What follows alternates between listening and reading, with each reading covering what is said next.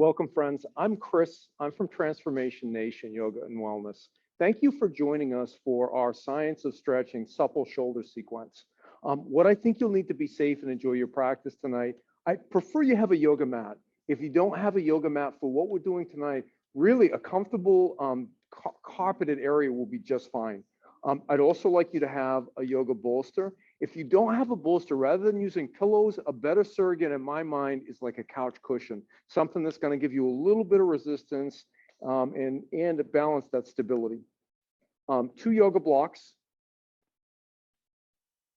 a yoga strap. If you don't have a yoga strap, you could use a belt or a towel for everything that we're doing with it tonight. And a chair or a stool. Now, a folding chair like this will work just great. I've got a little wooden stool that I typically use at home. As long as it doesn't have arms, it should be fine for everything that we're going to do for tonight.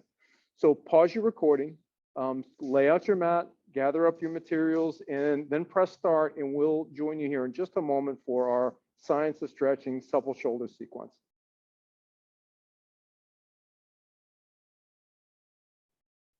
All right, friends. So set yourself up into a seated position, and we're not going to be here a long time. We're going to start working on the autonomic nervous system right away. So take your time, set up so you're nice and comfortable. Stack your joints, float your head over your shoulders, over your hips. And let's start out with your right hand on your heart, your left hand on your belly, if that's comfortable for you. And you can repeat to yourself either out loud or silently. May this practice strengthen and heal my body, my mind, and my spirit. May this practice strengthen and heal my body, my mind, and my spirit. And you can either leave your hands right there, or you can release them down anywhere that you like. Let's start with the breath work for tonight. This is going to be a 4-8 down regulating breath. So when I cue for it, it'll be a 4-count inhale through your nose, followed by an 8-count exhale through your mouth, making a ha sound. Exhale out all your air. Good, you guys. And then inhale through your nose. 1, 2, 3, 4. Exhale, ha. 7, 6, 5, 4, 3, 2, 1. Inhale. 1, 2, 3, 4. Exhale. 8, 7, 6, 5, 4, 3, 2, 1. Inhale. 1, 2, 3, 4. Exhale. 8, 7, 6, 5, 4, 3, 2, 1. Inhale. Exhale.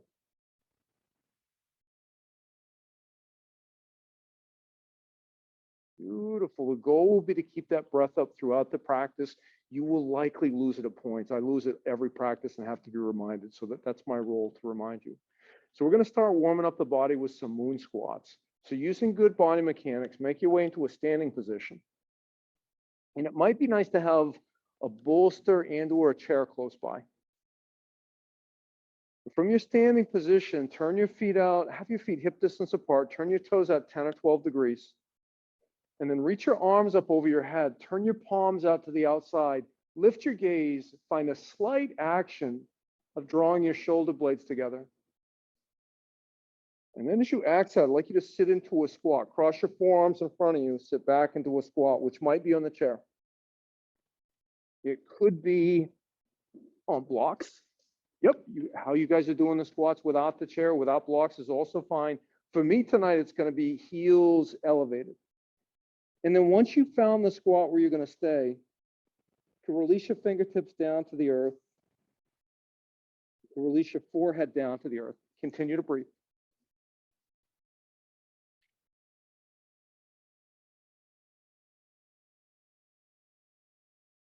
One more option I didn't mention, you could have a block or a bolster under your seat as well. They're all good squats. And then we'll flow through this a few times. On an inhale, press into your feet, come up to standing. Take your arms out over your head, turn your palms out to the outside, open your heart. Exhale, cross your forearms in front of you, sit down into a squat. Just one breath here. Inhale, lift up, rise, open your heart. Exhale, cross your forearms, squat. So we'll do these in sets of 4, and we'll take a longer squat each fourth squat. Inhale, rise. Exhale, sit down into a squat. We'll stay longer this time.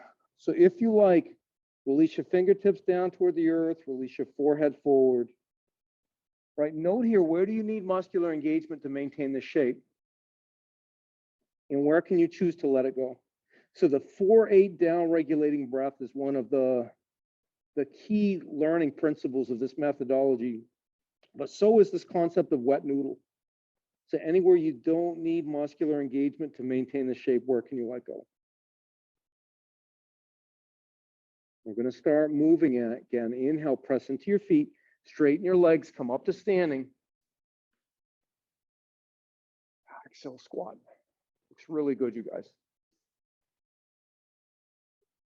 Inhale, rise. Exhale, squat.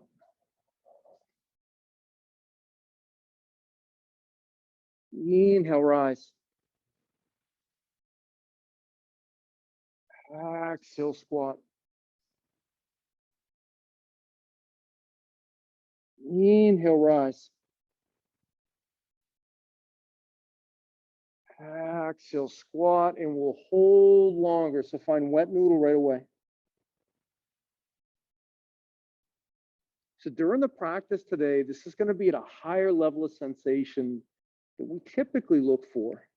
So on a scale from 0 to 10, I'd like you to look for about a 7 in most of the shapes.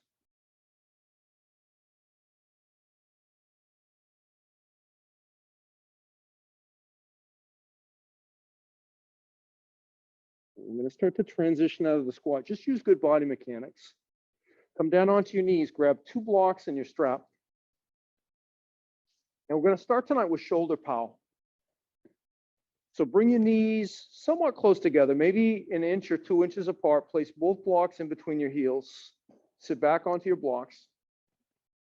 And note first, what have you got available for space here? And if you have more space available, you can reach back, remove a block, lower your seat closer down to the earth. If you have even more space, you can remove the second block. I'm home right now. And then take the strap in your right hand, and then drop the palm of your right hand in between your shoulder blades. You can start, if you like, with your left hand on that right elbow. Yep, good, you guys. And also, feel free to use the back of your head as a prop, pressing the back of your head into the back of your right arm.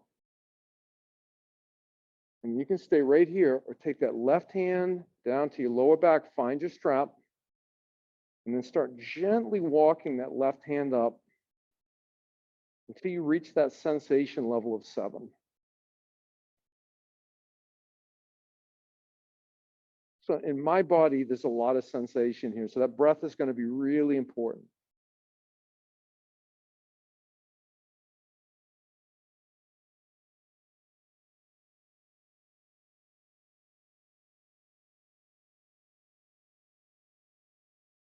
Check into, look for wet noodle. So are you gripping in your hips or thighs? Are you gripping in your jaw? The flesh around your eyes, is that taut and hard? Do you have room where you can soften there?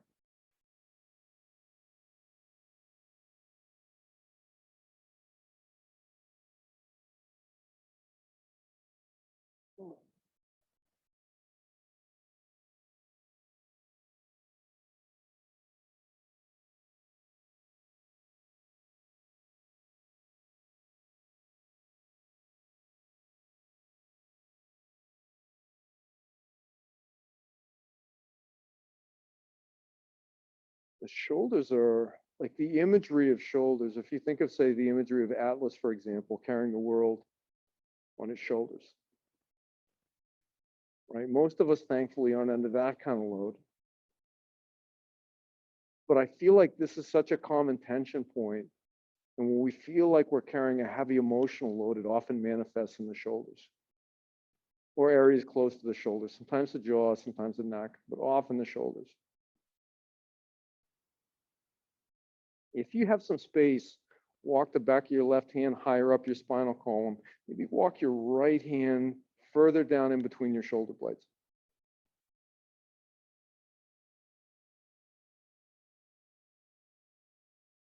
Come back to that 4-8 breath that's dropped off.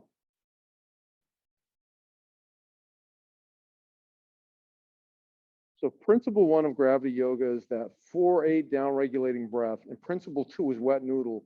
Principle 3 is time under passive tension.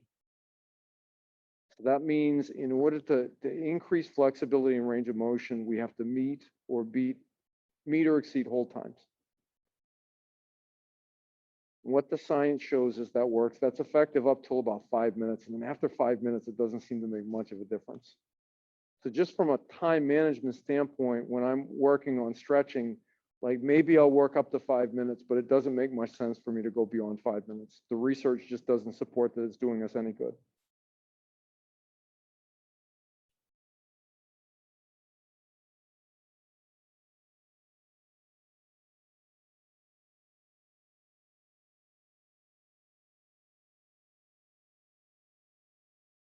All right, friends, start to slide the back of your left hand back down to your lower back. You can release the left hand.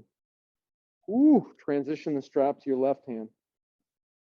Slide your left hand in between your shoulder blades, maybe starting with your right hand on that left elbow. And then whenever you're ready, you can take your right hand, bring it to your lower back, find your strap, walk that right hand up the strap. Pressing the back of your head into your left tricep again.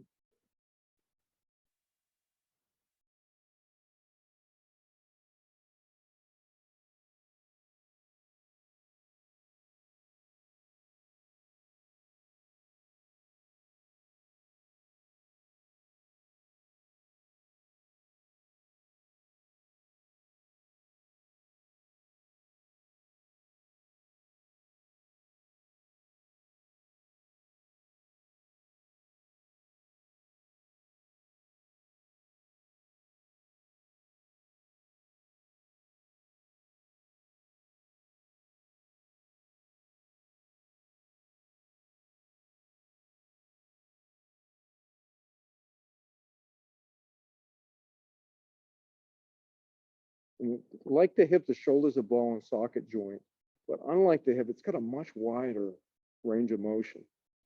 So it allows us to make some really interesting movement in terms of the range of human movements that are possible. But I also feel like it makes it much more vulnerable to potential injury. So my parents live in Florida, and they've got some friends that own a house in South Florida that one of their wealthy sons, their wealthy family member owns. So they went down to this house and they were partying and they got out of the pool, and my dad's feet were all wet. Of course, he was out of the pool. And he walked in, and he stood on the tile floor and lost his footing. And he reached out to grab a table to grab himself and tore that rotator cuff complex. So he actually just had surgery last week. But that's a really common injury that you hear about with the rotator cuff. And it's this complex of 4 muscles that all come together and wrap around and surround the shoulder. And we also have sometimes some of our movement patterns set us up for potential injury there too. So sometimes people, this action of taking their arms up over their head, there's a bit of a pinching sensation at the top of the shoulder, which is some of the bones in that part of the body pinching these rotator cuff muscles. Right? We live in a culture where we're often taught to kind of push through the pain. So where this is really pronounced, where we see this in yoga, if you're in like a puppy dog pose, that pinching in that shoulders, if we have that kind of impingement, you can really feel it right there. It's really pronounced. If you've got some more space, walk the back of your right hand higher up your spinal column. And you're fine where you are. So I'm more interested in what this feels like than what it looks like and how high the hand goes up. So if you're at that level of 7 and your right hand's in your lower back, you're just fine right there.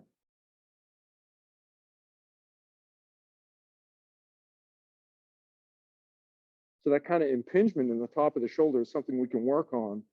And I feel like a skillful application of yoga can make that much better for people, both short-term and long-term. But pushing through it is not the way to go. Now, pushing through the bones are starting to saw through those rotator cuff soft tissues.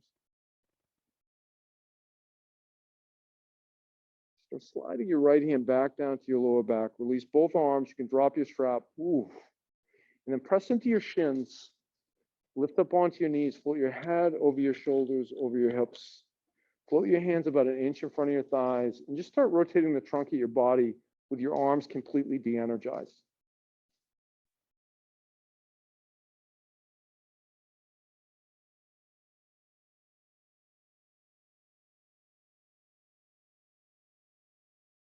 Just doing this as a reset. So where we're going on next is going to be a downward facing dog variation called wide dog. So the feet will be out really wide. And it's a fairly long hold, so it can be a lot. So let me show you a version using the chair, because sometimes we can dump into our wrists in a way that's not very friendly. So come back to stillness. And you can press directly into down dog if you like, but let me show you this version first with a chair. So without the chair, I'm going to come into down dog, but I'm going to walk my feet out super, super wide. And then rock the crown of my head forward, dumping more weight into my shoulders. That's the goal here, is I want the shoulder, a pretty good load on the shoulders. Now, at some point, that could be too much. And you could also bring your forearms onto this chair. And this might be a nice way to support yourself now or partway through this practice.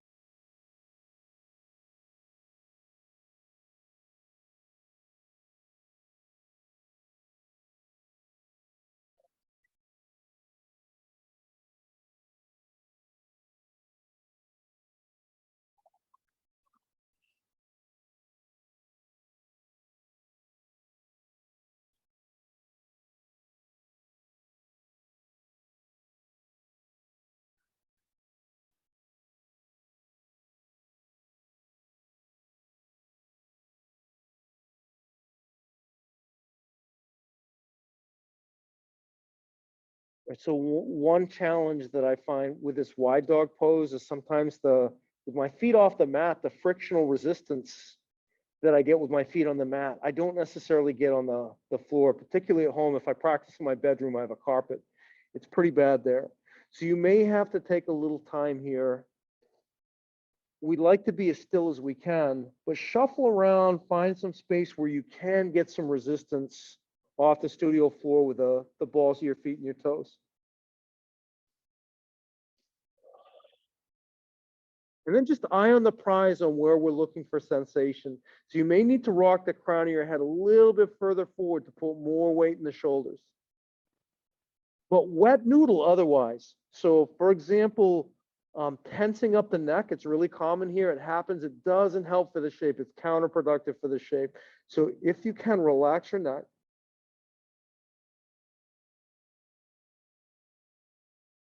come back to that 4-8 breath.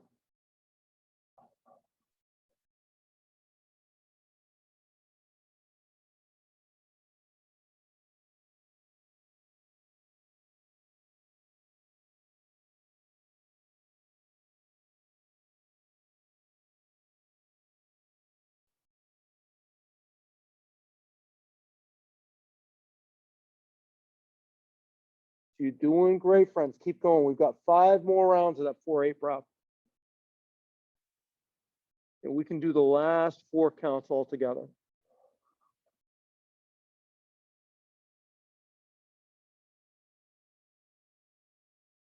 Inhale for 1, 2, 3, 4. Exhale 8, 7, 6, 5, 4, 3, 2, 1. Inhale 1, 2, 3, 4. Exhale 8, 7, 6, 5, 4, 3, 2, 1. Inhale 1, 2, 3, 4. Exhale 8, 7, 6, 5, 4, 3, 2, 1. Inhale 1, 2, 3, 4. Exhale 8, 7, 6, 5, 4, 3, 2, 1. Great job, friends. Bring your feet back in the center. Tap your knees down. Sit back into embryo pose. Like a hero's pose, but with your hands down by your heels, palms facing the sky. Just as a reset.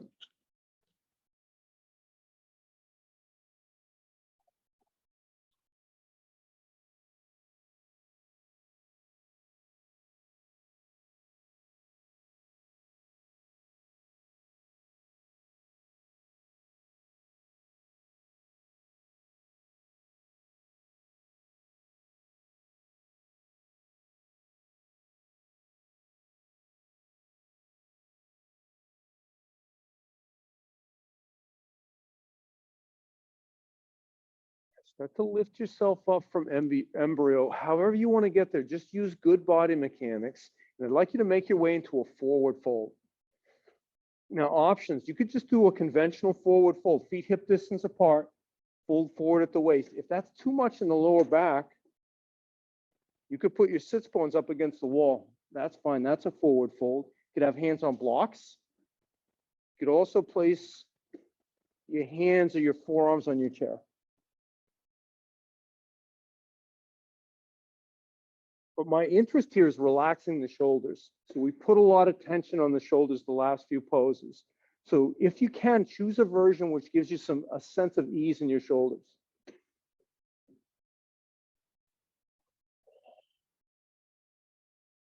You shift a little bit more weight into the balls of your feet. So just front load the weight. So like 70% of the weight in the balls of the feet, 30% in the heels.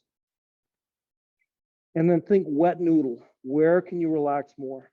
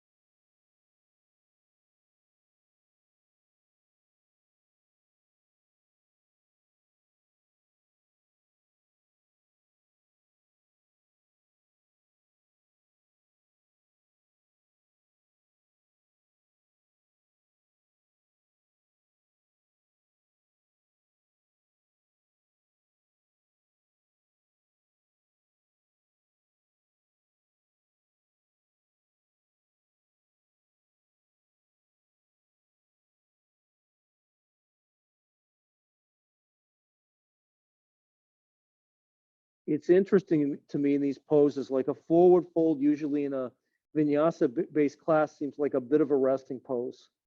When we stay here longer, I notice how much muscular engagement is really required to maintain this position. So come back to that 4-8 breath.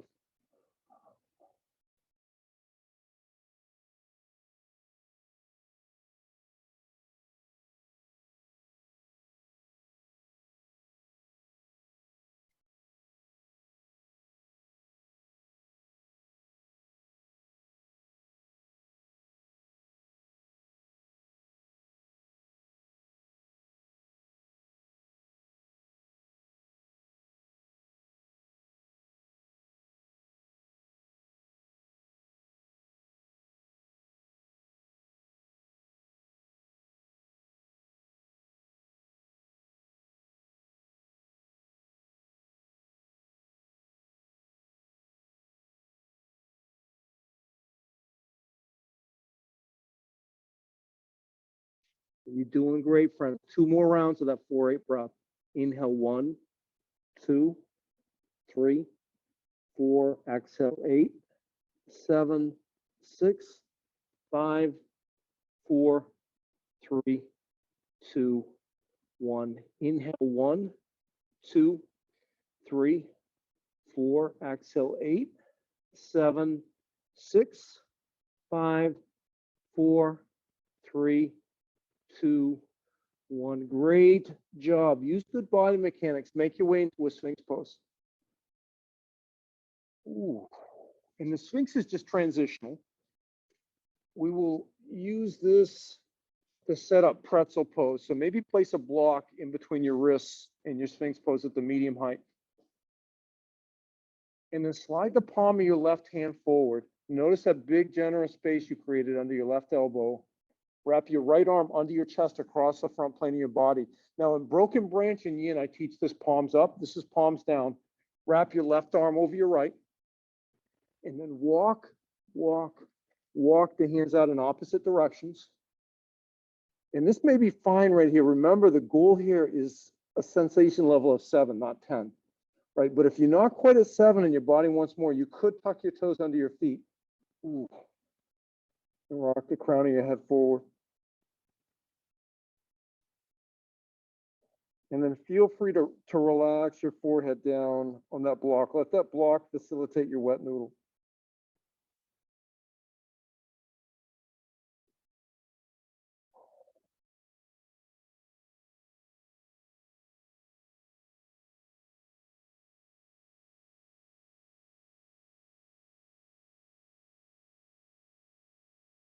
That 4-8 breath that we use is great for down regulating the autonomic nervous system and for stimulating a parasympathetic nervous system response.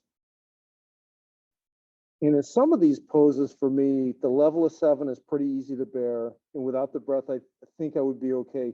But there are some poses from this discipline that without that breath, I just wouldn't be able to maintain them.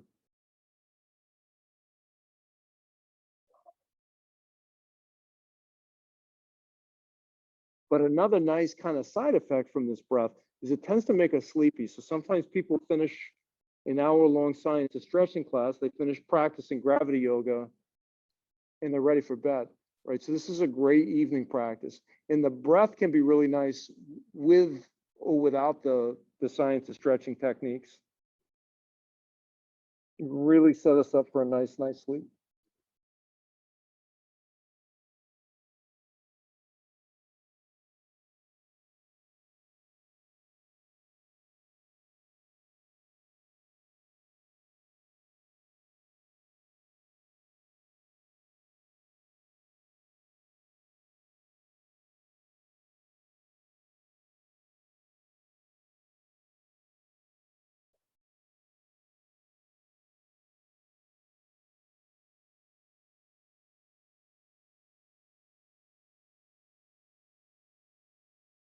Only if your body wants more sensation. If you've opened up some space, I can think of a couple things. You can flip your palms up now if you want. You could also tuck your toes under your feet and rock the crown of your head further forward. But that's only if your body wants more sensation. You may have everything you need right here. I should also tell you, one of my teachers and mentors tells me that this pose, the yin version of this pose, makes it feel super claustrophobic, right? So whatever your emotional response is to this pose is okay. It's your emotional response. It's all good.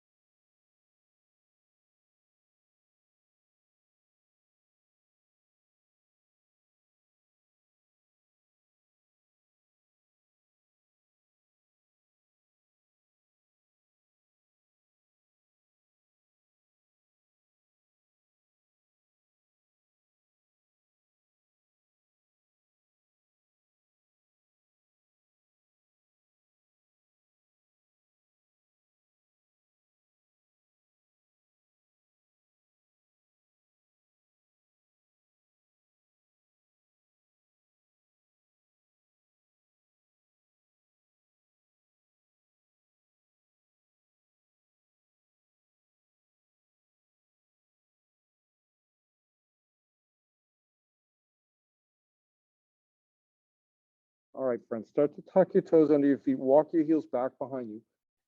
Unwind your left arm, ooh, and your right arm. And then we're just going to set up for the other side. So slide your right hand forward, left arm feeds under your chest, palm faces down for now.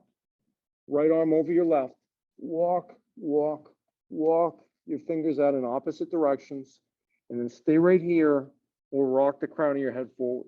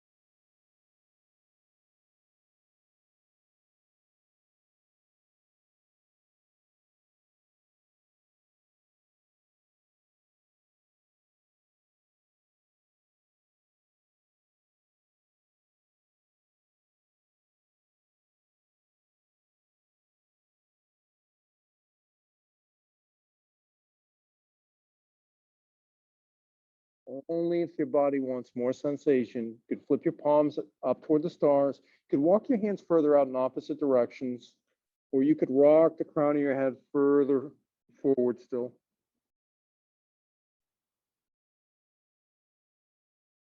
Go back to this idea of wet noodle and notice, I don't know what your tendency is, but when the sensation level gets really high, I often find myself gripping and holding on kind of weird places. It happens a lot in my glutes. But see if you notice anything that you're holding. And also remember, I'm at a sensation level at 8 right now, which is okay for me. But 8's not really the goal. 7 is really the goal. So feel free to manage the level of sensation at a space that's appropriate for you. Right? There's some poses where an 8 is way too much. Right here, it seems to be okay.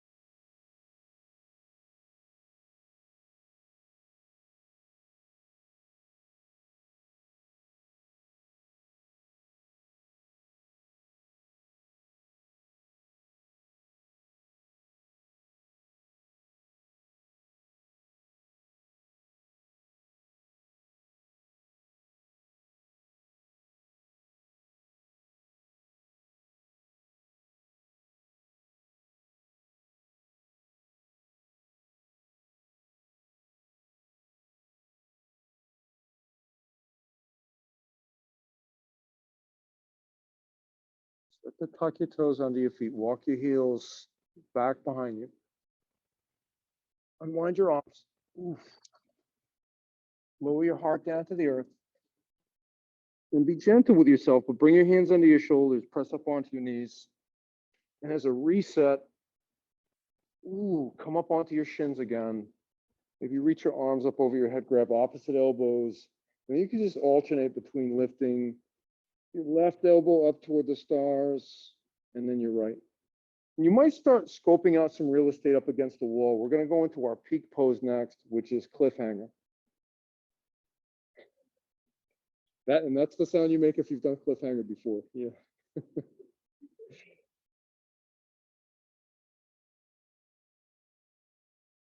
So I'm going to show you guys a couple of alternate first, because cliffhanger is, under the best of circumstances, is a booger. So I want to show you a couple of options that you have available for this. So the first is standing, hands up against the wall, a little wider than shoulder width apart. Walk your feet back a little, drop your chest and your head down toward the earth. Right, so that's a modified version of cliffhanger. That's fine. A second option, really the same thing, but from child's pose, with the crown of your head close to the wall. Walk your hands out to the wall, a little wider than shoulder width apart. Release your forehead down to the earth. So you can do either of those two, but you might try this first. Come down onto your belly, bring the crown of your head up against the wall. Let me grab the stopwatch too, so I'm not guessing on time.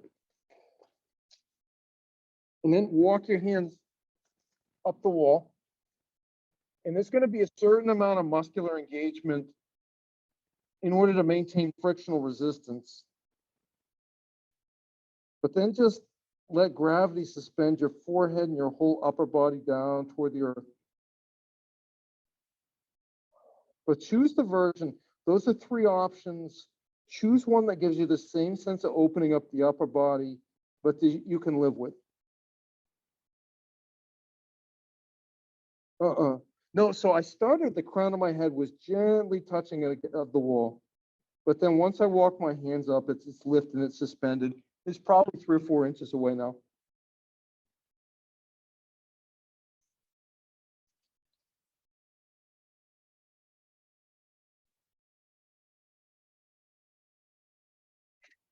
Because you have a current shoulder injury, I would do it standing. Yep. You might try that first. And if you get to 7 there, I wouldn't change anything. I would do it standing the whole time. Up in the tops of the shoulder and the upper back.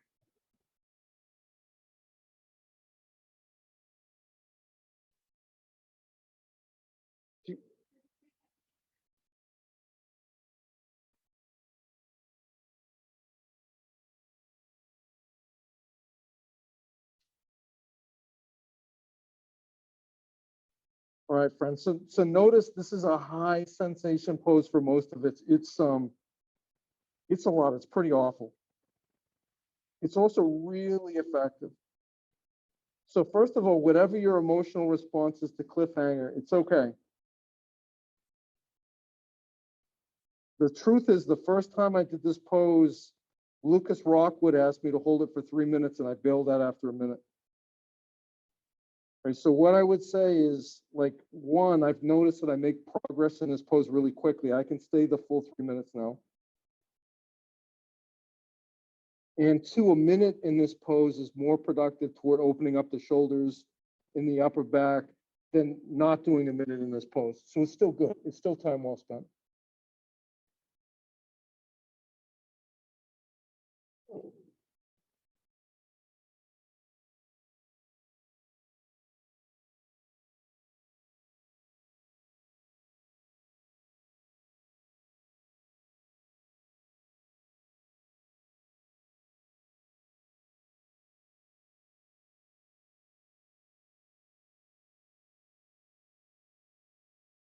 Two more rounds of that 4-8 breath, friends. Inhale 1, 2, 3, 4. Exhale 8, 7, 6, 5, 4, 3, 2, 1.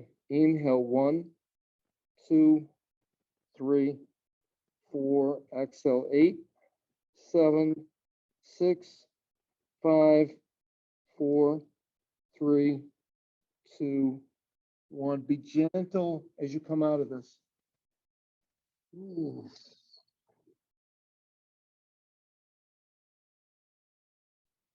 Great job, friends.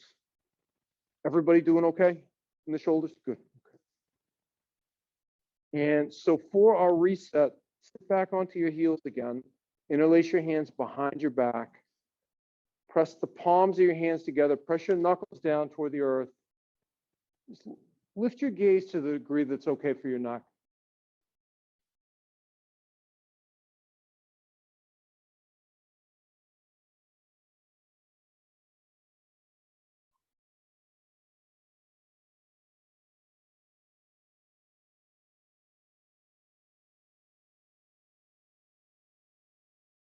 And you can gently release your chin to your chest. Ooh, and we're going to go into noodle pose, which looks like from our vinyasa tradition like a heart bench. So you could actually elevate the heart more. If you wanted 2 blocks under the heart, that's fine. Sometimes people do this with a chair. That's way, way too much for me. But the base of those blocks placed right at the bra strap level. And maybe grab opposite elbows over your head. Let gravity draw the weight of your head and your arms down toward the earth. You could also tee your arms out to the side, but I feel like I get more support from my neck if I have my arms folded over behind my head.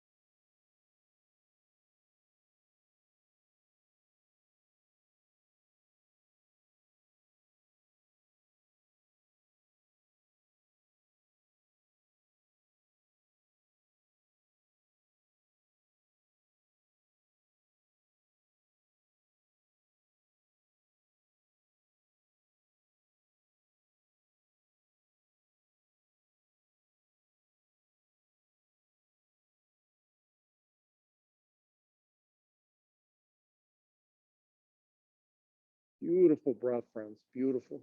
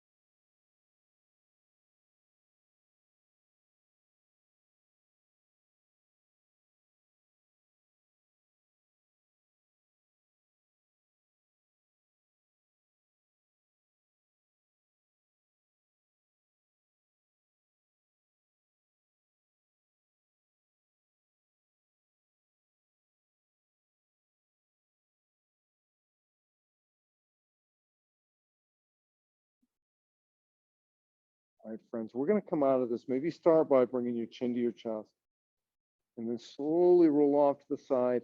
And just as a reset, find a child's pose, any version of a child's pose.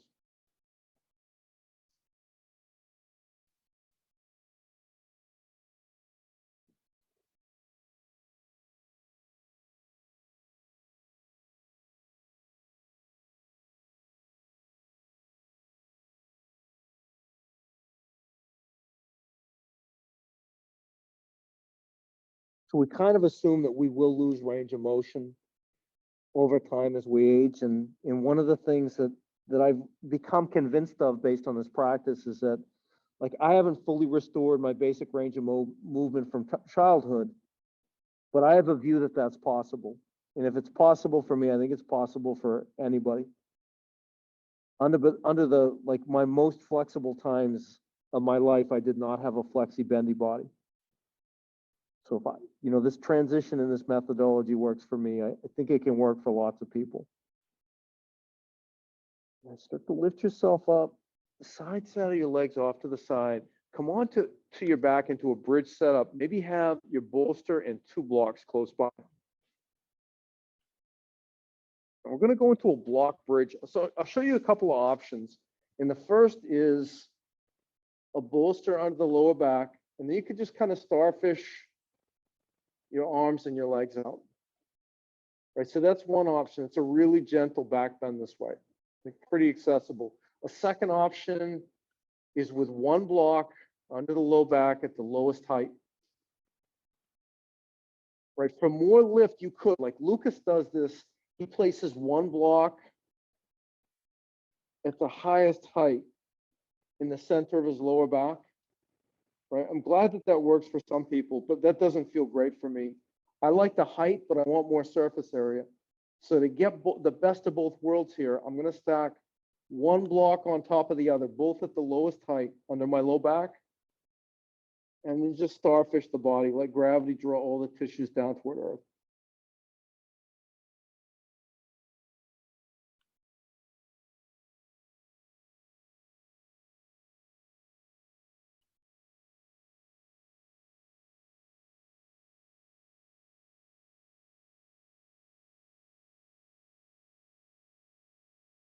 So depending on the level of sensation we take this at, this is almost gives me the same sense as like a Sphinx or a seal pose.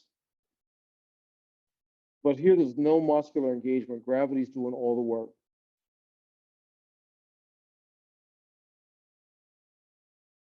I was talking a little bit about the methodology. I'm convinced that consistent application of this methodology can make tremendous gains in flexibility for people.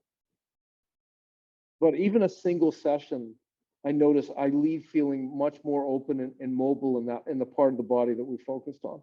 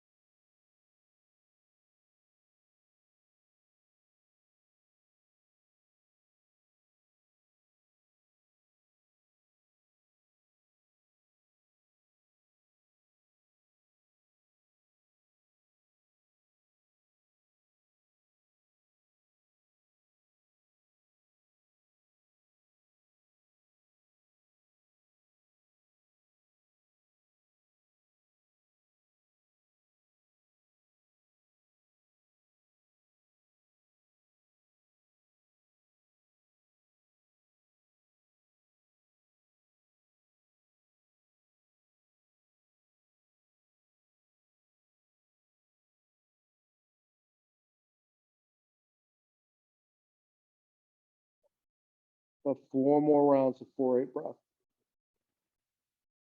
We'll do the last 2 rounds together.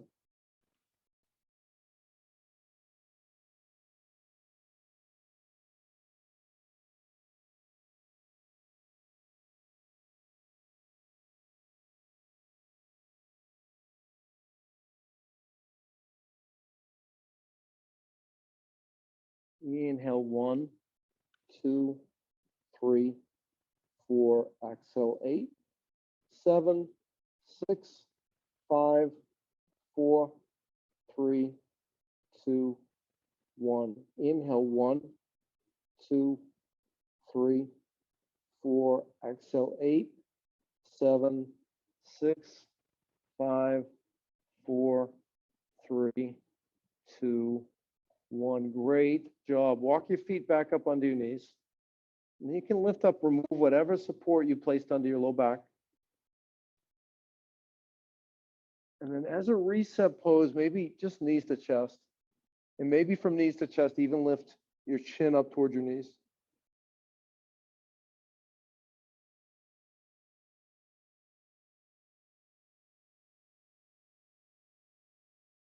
And then from there, set yourself up into any final resting shape. Feel free to use your props to enhance your final resting shape.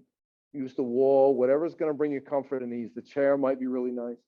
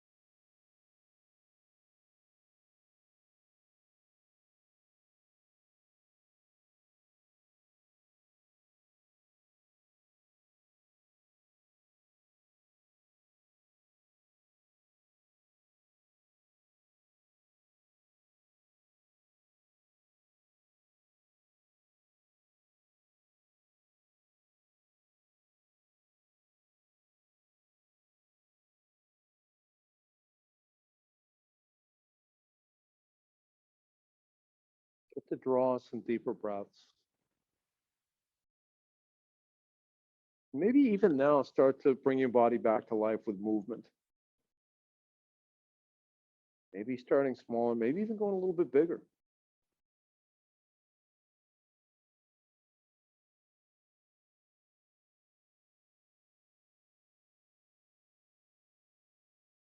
And then as you're ready, roll over onto either side into a fetal position. And notice how you're feeling, in particular your shoulders. Check in, notice if you created and opened up some space for yourself there. And press yourself up into a seated position, any seated position. If you would, with your right hand on your heart, your left hand on your belly.